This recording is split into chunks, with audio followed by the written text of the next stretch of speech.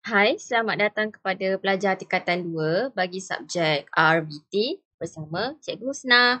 Okey, untuk hari ini kita akan sambung aplikasi teknologi bahagian reka bentuk makanan, iaitu hari ini kita akan dapat 2.6.4 iaitu melakar dan justifikasikan reka bentuk makanan dan pembungkusan makanan. Okey, macam biasalah kita bila belajar tentang reka bentuk atau aplikasi teknologi, kita akan ada melakar, kemudian kita akan ada membina, menganalisis dan penambahbaikan, penilaian dan sebagainya lah. Okey, untuk first ni kita akan pergi kepada melakar. Okey. So yang first lah, apakah kaitan antara lakaran dalam reka bentuk makanan dan pembungkusan? Okey, bila kita buat sesuatu lakaran, kita kena sesuaikan reka bentuk makanan kita itu dengan bekas yang kita nak bungkus dalam makanan kita tu lah. Contohnya macam donat. Donat ni bentuk bulat kan. So usually kita akan pakai kotak segi 4 yang muat untuk saiz donat tu lah.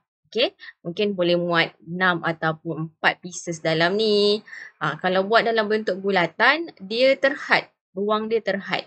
Okay, so ini adalah contoh lakaran untuk donat dan ini adalah contoh lemang sushi. Lemang sushi. So, apa yang awak nampak dalam lakaran ini? Yes, kita nampak elemen, kita nampak prinsip, kita nampak bahan yang digunakan dan warna ya. Okey, kemudian kita akan sambung yang seterusnya iaitu apakah lakaran? Okey, lakaran. Dalam buku teks muka surat 154, so kita akan tengoklah dekat situ. Lakaran tu apa? Lakaran ini adalah satu lukisan awal ataupun lukisan draft yang dihasilkan menggunakan teknik lakaran bebas lah. Kita bila melakar, kita tidak guna pembaris.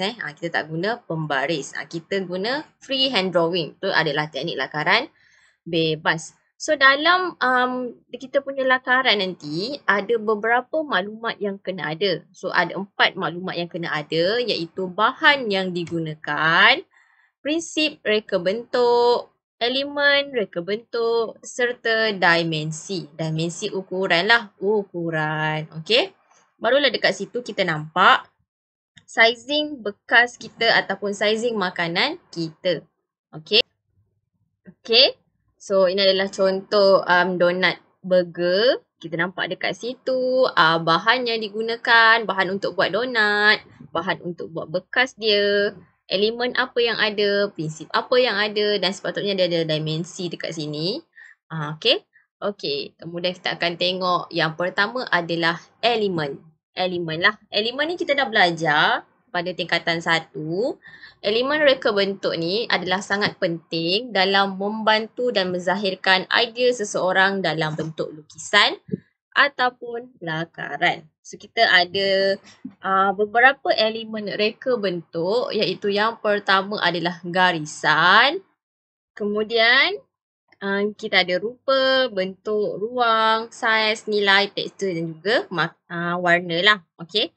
So ini adalah elemen reka bentuk. So apa kaitan dia dengan makanan? So kita akan tengok apakah kaitan elemen ini dengan pembungkusan makanan serta reka bentuk makanan itu sendiri. First kita akan tengok garisan lah. Okey, garisan.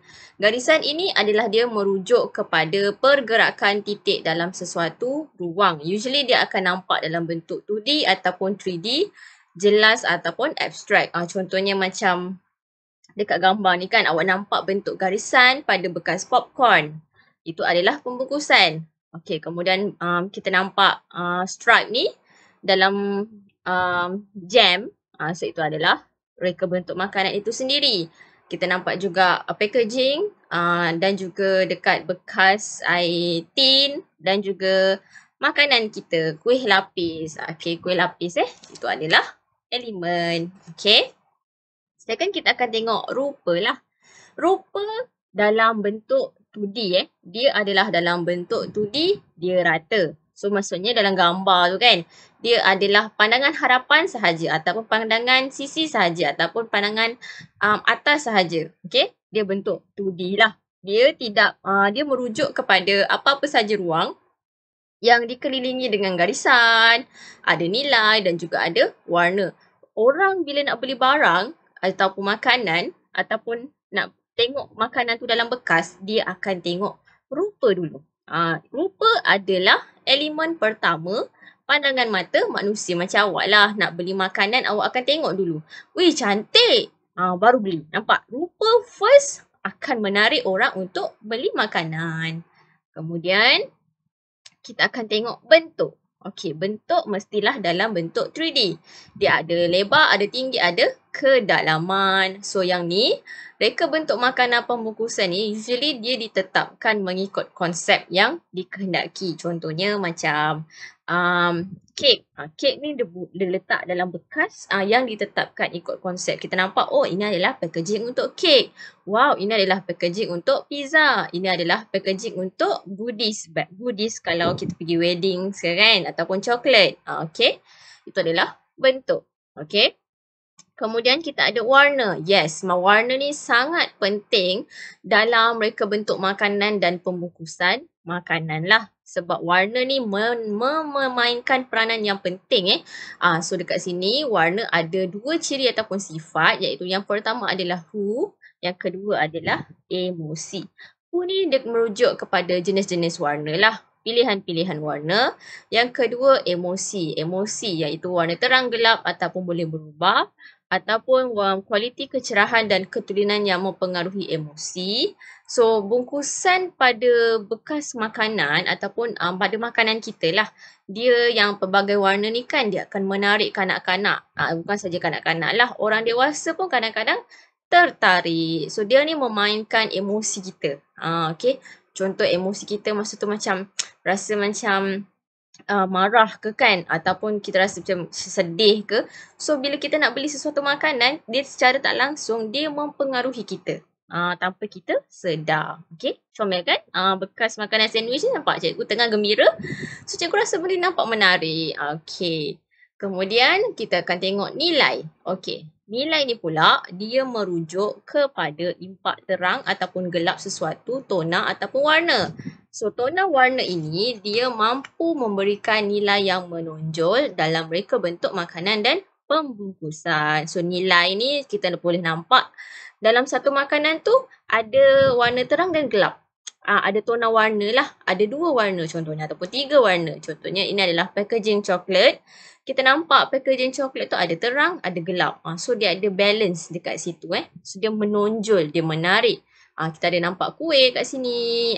Okay. Kuih-kuih ni pun menarik sebab bentuk dia ada tona. Ada menonjol dekat situ. Kemudian texture. Texture. Elemen yang seterusnya adalah texture. Texture ni adalah struktur ataupun keadaan permukaan yang boleh kita rasa. Okay. Sama ada melalui perasaan ataupun sentuhan lah. Kasar, licin, lembut dan sebagainya. Texture. Okay. Macam kalau dinding ada tekstur yang pelbagai, kuih pun sama. Okay, kuih-kuih kita yang kita makan tu ada tekstur yang kasar. Ada tekstur yang licin bergantung kepada jenis kuih. Okay, macam coklat. Coklat ni nampak macam sama je kan. Tapi bila awak pegang, awak sentuh, dia mempunyai tekstur yang pelbagai.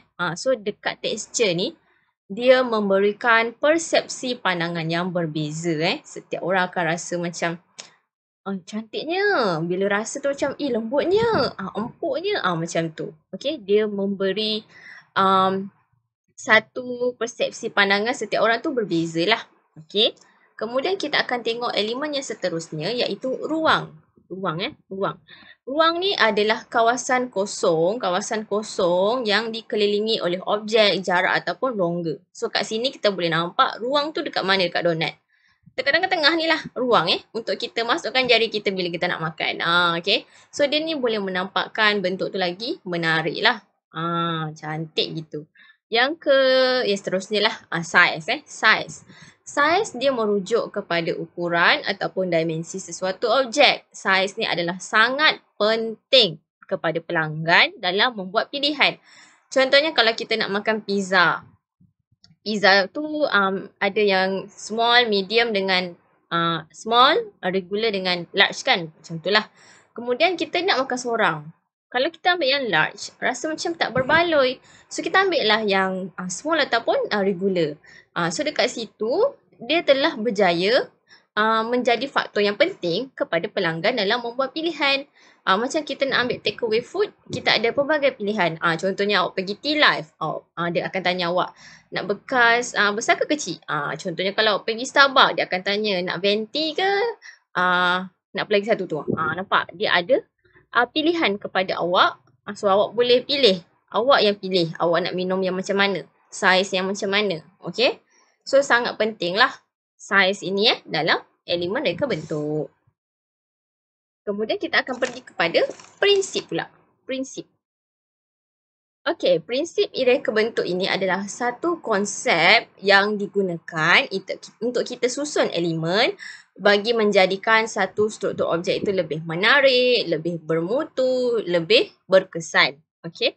Apakah kelebihan prinsip? So, kelebihan dia adalah dia dapat membantu pereka dalam menentukan macam mana nak guna elemen dalam reka bentuk makanan ataupun pembungkusan. So, usually dia lebih membantu designer lah.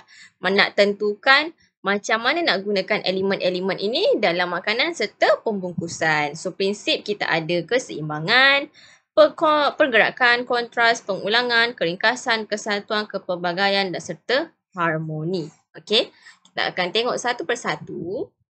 Pertama adalah keseimbangan. Prinsip keseimbangan. So, prinsip keseimbangan ini adalah satu konsep fizik yang menekankan kesamaan berat, ketarikan dan tumpuan pada satu objek yang berbentuk simetri. Contohnya, susunan hiasan pada pinggan ini, dia seimbang. Dia seimbang, kiri kanan dia seimbang. Contohnya macam bekas pembungkusan makanan ini, dia punya bentuk dia, kiri kanan dia adalah seimbang. Kalau kita belah tengah-tengah ni, kiri kanan dia adalah sama lah. Sama juga macam ni. Kiri kanan dia adalah seimbang. Sama. So, nampak macam menarik kalau seimbang tu. Okay. Kemudian kita ada kontras. Kontras. Kontras ini adalah elemen yang berlawanan untuk bagi nampak impact tu lebih jelas. So, fungsi dia adalah menarik perhatian, memberikan fokus dan mengelakkan kebosanan. Kontras ini kita boleh capai melalui penggunaan teks, warna, kedudukan elemen. So, bila kita buat sesuatu design, contohnya macam design bekas makanan ni kan. Dia kalau satu warna je, kita akan rasa macam hambanya. Kalau dia macam lebih daripada satu warna, dia telah berjaya menarik. Dan so, dia tak rasa bosan lah. Rasa macam, cantik. Contohnya macam bekas makanan gula-gula ni kan. Kalau dia semua satu warna, orang akan expect macam, gula ni sama je semua ni. Padahal sebenarnya dalam dia berbeza. So, sebab itu, kontras ini dia boleh bagi impact kepada orang untuk membelilah. Okey. Kemudian kita ada pengulangan. Prinsip pengulangan ini adalah tumpuan pergerakan yang dihasilkan melalui perletakan sesuatu elemen yang berulang. So, maksudnya design tu sentiasa berulang-ulang. Dia menggunakan elemen yang sama dan serupa berulang-ulang, sama ada saiz yang serupa ataupun beza. So, kita nampak dekat sini, garisan ini dia telah menggunakan prinsip pengulangan. Nampak? Design dia sama berulang-ulang tapi dia nampak cantik. Sama juga macam ni, yang bentuk segitiga ni kan. Kita nampak tortilla ni kan, bentuk tortilla ni. Kita nampak design dia sama. So, dia memberi shape. Kalau awak tak sedar, dia macam memberi shape dekat situ. So, dia nampak lagi cantik. Nampak lagi kemas lah. Okay? Dan juga nampak unik. Kemudian kita ada keringkasan. Okey, keringkasan ini dia adalah menapis mana-mana elemen yang tidak diperlukan. So, maksudnya dia ni bagi elemen yang penting je. So, dia dapat menonjolkan lagi reka bentuk makanan dan juga pembungkusan. So, kita nampak dekat sini, dia design dia simple. Macam ni kita nampak, ini adalah madu. Nampak? Bentuk dia kita nampak macam bentuk lebah. And then kita dah tahu dah itu adalah madu. So, dia tak payah nak extravaganza macam jenis corak yang nampak apa tu namanya, terlalu banyak. So, tak payah. So, simple. So, ni, ini adalah ABC. Dah tengok nampak dah. Nampak. Kemudian kita adalah bekas Contohnya ni adalah bekas cookies. Kita nampak dekat situ bentuk-bentuk cookies dekat luar. Okay. Next kita tengok adalah prinsip pergerakan. Okey, prinsip pergerakan ini adalah satu tindakan aliran yang memimpin pandangan mata dan perasaan terhadap sesuatu. So, ini dapat mewujudkan kesan, suasana, daya tarikan serta visual yang lebih menarik. So, dekat sini pergerakan daripada segi susunan pasta. Kita nampak dekat situ macam bergerak-gerak kan pasta dia tapi tak pun. Kemudian kita nampak kekacang. Kekacang ni kita nampak dia macam dekat atas pokok kan. Padahal tak pun. So dia dapat visual yang nampak lebih realistik. Okay. Kemudian kita ada prinsip penekanan. Prinsip penekanan ini adalah tumpuan kepada sesuatu yang melalui gabungan elemen yang dicadangkan lah. So, dia dapat menunjukkan sesuatu unsur yang lebih menarik perhatian. So, usually penekanan ini dia wujud bila kita tengok dekat majlis ataupun sebab-sebab yang tertentu. Contohnya macam penguin kan, kita nampak dia macam digunakan mungkin dalam birthday party. Sama juga macam sandwich ni kan, dia macam nampak penekanan dekat situ untuk menunjukkan dekat orang ini adalah sesuai digunakan pada majlis ataupun ada sebab-sebab yang tertentu lah. Okay, itu adalah penekanan. Kemudian kita ada prinsip pembahagian. Prinsip pembahagian ini adalah hubung kait antara dua elemen yang mana dia berdasarkan kadar banding yang betul dalam ukuran seperti saiz, nombor, jumlah dan juga tahap. So dekat sini pembahagian ini sangat penting. Contohnya kalau kita nak tentukan saiz sesuatu makanan. Contohnya makanan itu dalam bentuk bulat lah. Bulat and then kita nak bahagikan tu sama rata. So kita akan menggunakan pisau yang betul ataupun kita akan menggunakan ukuran yang betul untuk dapatkan jumlah makanan yang sesuai lah ikut orang dekat situ. Contohnya kat sini kita nampak pizza dan juga kek. So nampak dia bentuk dia itu serta pembahagian itu menunjukkan pembahagilah, prinsip pembahagian. Okey. Kemudian kita ada kepelbagaian. Okey, kepelbagaian ini adalah menunjukkan aplikasi penggunaan pelbagai jenis elemen, gaya kualiti dan juga idea yang berbeza. So that means macam bentuk donat ini adalah bentuk yang pelbagai. Kita nampak coklat ni adalah bentuk yang pelbagai. So apa sahaja kalau awak lukis nanti ada elemen, ada design yang tertentu, design yang pelbagai lah. Dia ada macam corak-corak ke. Itu adalah salah satu prinsip kepelbagaian. Okay. Kemudian kita akan tengok kesatuan. Okay, kesatuan ini adalah gabungan elemen untuk membentuk image, konsep atau idea yang sempurna. So, dia dapat menjadikan sesuatu reka bentuk itu lebih menarik. Kita nampak macam sos ni kan. Sos ni nampak image macam image kartun. Tapi actually dia adalah sos. So nampak macam menarik kan, ada konsep dekat situ. Macam makanan ini juga kita nampak konsep dia macam lebih kepada macam kartun kan. So nampak kesatuan dekat situlah. Okey. Kemudian kita ada harmoni. Okey, harmoni ini dia dapat menunjukkan gambaran emosi yang positif. Usually kalau sebelum ni kita kena pasti harmoni ni dia lebih kepada warna hijau. So bila orang tengok tu dia dapat memberikan ketenangan, kegembiraan. So bila awak tengok apa yang awak lukis tu awak rasa macam awak rasa macam tenang, awak rasa macam gembira. Harmoni lah tu. Okey. Okay, so if kita dah habis untuk elemen dan juga prinsip, sekarang kita akan masuk kepada lakaran serta justifikasi reka bentuk makanan. So, kita akan tengok kenapa lakaran ini kita kena buat sebelum kita buat reka bentuk. Okay, lakaran ini adalah gambaran awal sesuatu bentuk makanan. Okay, apakah tujuan kita buat lakaran? Reka bentuk makanan. Okey, tujuan kita buat reka bentuk makanan adalah untuk kita tengok tema yang dikehendaki oleh pelanggan. Tema. Contohnya tema makanan adalah barat, timur, oriental, macam-macam jenis lah. Okey, itu adalah tema makanan. So nanti awak nak buat satu bentuk makanan, satu reka bentuk makanan, awak kena pilih satu tema. Contohnya tema barat. Kalau tema barat tu, apakah makanan yang lebih kepada tema barat? Macam itulah. Okay. So, ini adalah contoh tema makanan. Dekat sini kita nampak macam bentuk cakes kan? Ada cake dekat situ macam pastry. Pastry. Dekat situ kita tengok dia telah menggunakan prinsip pengulangan dekat sini. So, dia dapat nampak makanan itu lebih menarik. Dia berulang. Maksudnya, inti kat atas ni sama inti kat bawah. Okay. Kemudian, kita nampak dekat situ ada pastry rapuh. Dia warna coklat kuning. Ini adalah design lah. Design So, dekat sini kita nampak dia telah menggunakan elemen garisan. Menggunakan sos mustard. So, dia nampak macam lebih elegan. Nampak macam wow. Gitu. Okay. Kemudian kita nampak warna lah. Elemen warna. Ada warna merah. Ada warna kuning. So, dia jadikan pencuci mulut ini lebih menarik. So, ini adalah contoh lakaran reka bentuk makanan. Okay.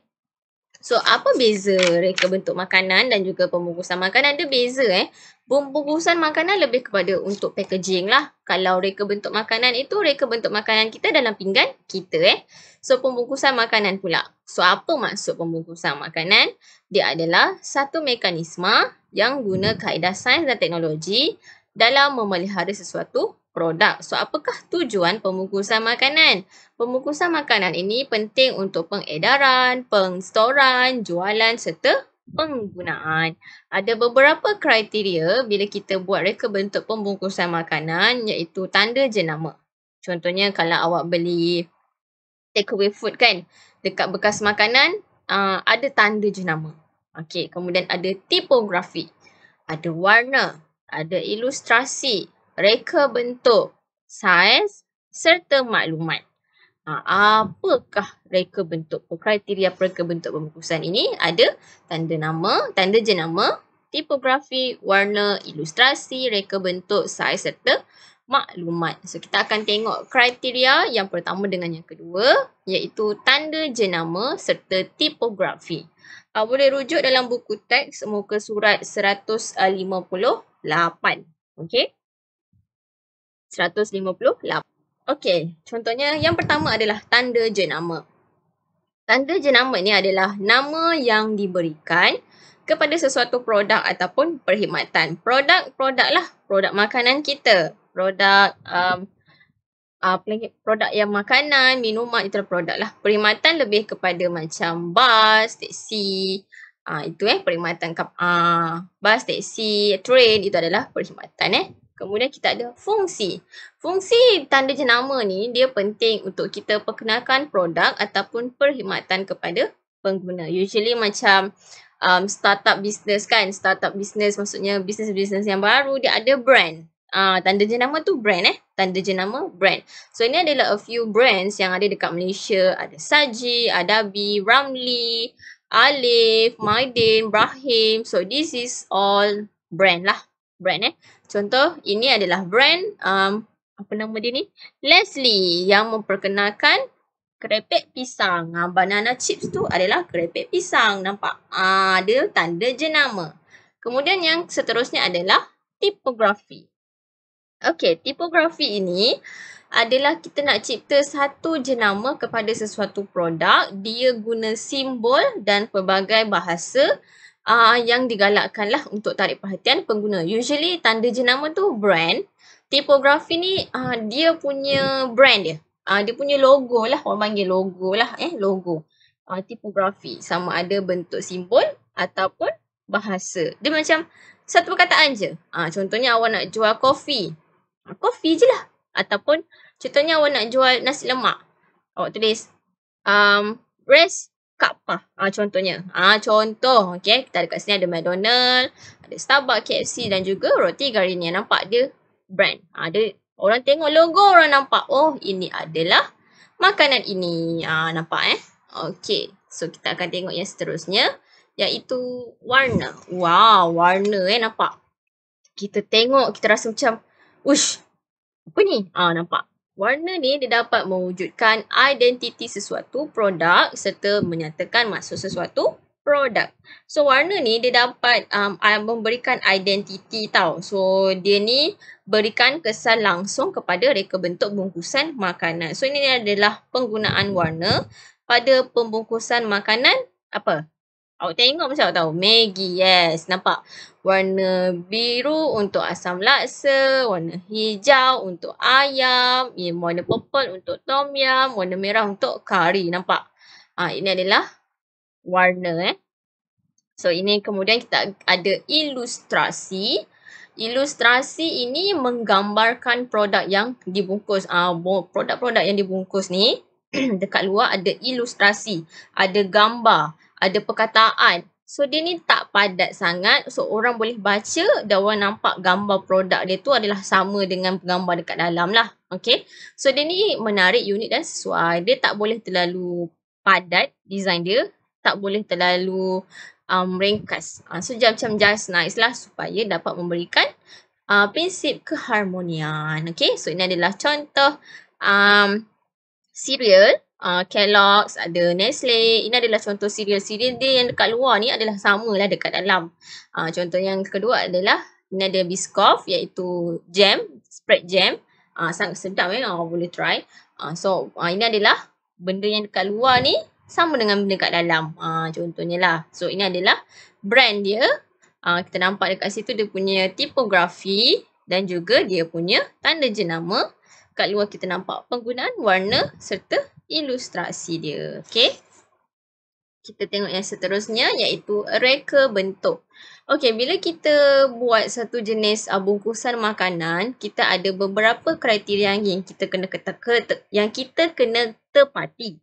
Iaitu yang pertama adalah ergonomik, kemudian mudah dibawa, selamat digunakan, mesra alam. So, benda reka bentuk ni adalah kena sesuaikan dengan produk yang kita nak bungkus. Okay. Contohnya, ini adalah pembungkusan inovasi nasi lemak. Sudah ada tempat pegang kat atas tu. So, bila dia buka, terus buka lah nasi lemaknya. Okay, boleh tempat letak sudu dekat tepi ni. So, dia macam comel lah. Nama dia ada menepati kriteria-kriteria yang diperlukan. So, ini adalah contoh pembungkusan reka bentuk makanan. Dia boleh combinekan air, fries dengan burger ni dalam satu kawasan. Boleh terus angkat. Guna satu tangan. Okay. Tak payah nak bawa bekas-bekas lain. Okay. Itu adalah reka bentuk. Kemudian ada maklumat. Okay. Maklumat ini adalah sangat penting. Elemen yang sangat penting dalam reka bentuk pembungkusan. Usually dalam setiap makanan yang kita beli packaging lah. Macam tin ke, susu ke, apa lagi? Roti ke, apa lagi? Nasi empit yang kita nak rebus tu je ke. Semua kat belakang tu ataupun jajan-jajan yang kita nak makan kan, ada maklumat. So setiap bungkusan ni ada maklumat yang nak disampaikan kepada siapa? Nak disampaikan kepada pengguna. So setiap dekat, contohnya adalah roti, dekat belakang tu dia nampak dekat situ ada nama, ada apa lagi ni? Penyataan aditif makanan, arahan penyimpanan, maklumat pengeluaran, tanda penanda tarikh, penyata mengenai kuantiti, senarai ramuan. So semua ni lengkap. So itu adalah sangat penting dalam pembungkusan makanan. So orang akan nampak, tarikh expired dia bila? Air dia buat kat mana? Walaupun dekat air mineral ada maklumat. So sangat penting kalau nak keluarkan sesuatu barangan nanti, pastikan maklumat-maklumat itu kena ada. Okay. Next kita akan tengok kepada saiz. Saiz adalah sangat penting yang mana pelbagai saiz ini dapat memberikan pilihan kepada keperluan dan kehendak pengguna. So kadang-kadang pembeli ni dia duduk seorang. So kalau dia beli benda yang besar, macam membazir dekat situ kan. So dia telah membuat, bila satu makanan ini, dia telah membuat pelbagai jenis pilihan saiz. So orang boleh pilih nak saiz kecil, sedang, besar mengikut kepada keperluan dan kehendak dia. Tak semua orang dia nak beli saiz besar. Tak semua orang nak beli saiz yang medium. Dia ikut kepada keperluan dan kehendak orang. Setiap orang ada minat dan keperluan ataupun kehendak sendiri. Tak semua orang sama. Awak pun tak sama dengan cikgu. Okey. Kehendak kita tak sama. Okey. Kemudian kita akan tengok lakaran. So ini adalah lakaran untuk pembungkusan makanan. Tadi adalah lakaran untuk reka bentuk makanan. Ini adalah lakaran untuk pembungkusan makanan. So justifikasi lakaran pembungkusan makanan ini adalah idea lakaran pembungkusan yang menarik, mampu menarik minat pengguna untuk beli produk awak lah. Okey. Dekat luar punya packaging, dia dapat tarik orang. First impressions is everything. Gitu. Okay.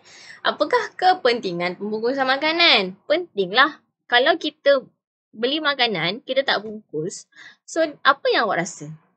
Kita ada nampak lalat lah. So, makanan itu tidak terjaga lah. So, pentingnya pembungkusan makanan untuk kekalkan kualiti makanan, minimumkan pembaziran produk, mengurangkan penggunaan bahan awet makanan. Okay.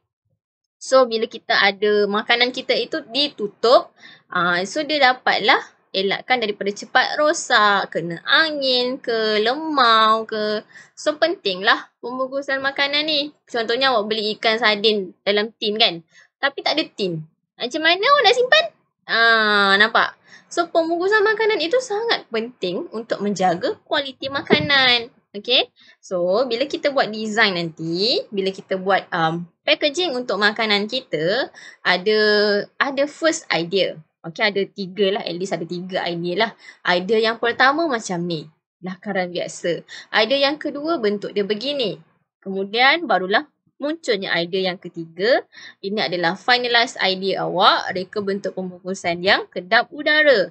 Kita nak kalau boleh bekas yang kedap udara lah. Okay.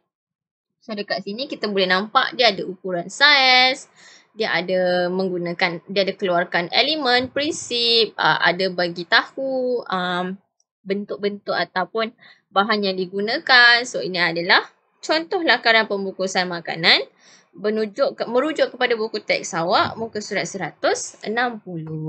Okey. So ini adalah contoh lakaran reka bentuk pembungkusan untuk cookies. So adalah cookies tu ada 2 reka bentuk cookies, iaitu yang pertama adalah ini, yang kedua adalah inilah. So ada elemen, ada prinsip serta bahan yang digunakan. Awak boleh kemaskan lagi bila awak buat pembungkusan makanan nanti, boleh kemaskan lagi lah. Okay. So sebagai uji minda awak, cuba lakarkan satu reka bentuk pembungkusan makanan bagi sandwich mengikut kreativiti. So dalam lakaran awak tu nanti ada maklumat bahan yang digunakan, prinsip reka bentuk, elemen reka bentuk serta dimensi. Okay. So sebagai rumusan hari ini, kita telah melakar dan menjustifikasikan reka bentuk makanan dan pembungkusan makanan. Dan ini adalah maklumat yang kena ada dalam lakaran kita. Barulah lakaran itu telah menjadi satu lakaran yang lengkap. Okey, kita jumpa lagi pada kelas akan datang. Bye.